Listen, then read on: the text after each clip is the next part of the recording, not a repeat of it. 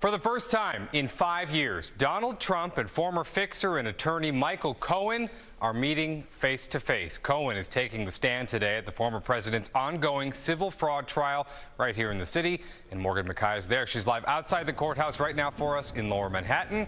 Morgan, what's going on so far?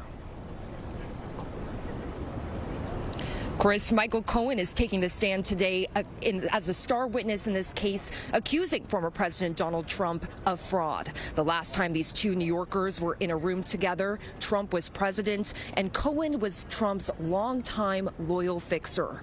In the 5 years since then, Cohen has served prison time and came out with a book titled Revenge. And Trump has called Cohen a rat and a liar.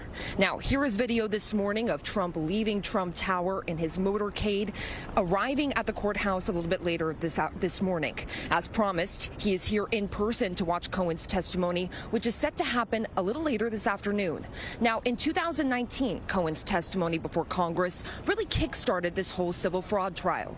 He testified that Trump inflated his net worth on financial statements in order to be higher up on the Forbes billionaires list and to receive better bank loans. A few years later, Attorney General James sued Trump, his two oldest sons, the Trump Organization, and others for inflating his net worth. A judge has already decided that Trump committed fraud, and this trial will now determine whether Trump has to pay a hefty penalty and whether his conduct violated other laws.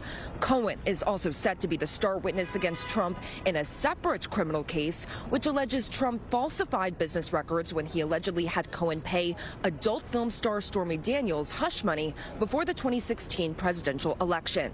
Now, here are the two men as they entered the courtroom this morning.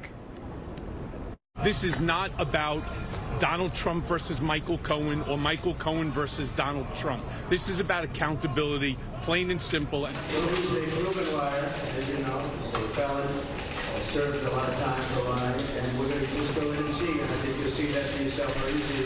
The Southern District came out with a scathing statement about him. So he's a liar, trying to get a better deal for himself, but it's not going to work.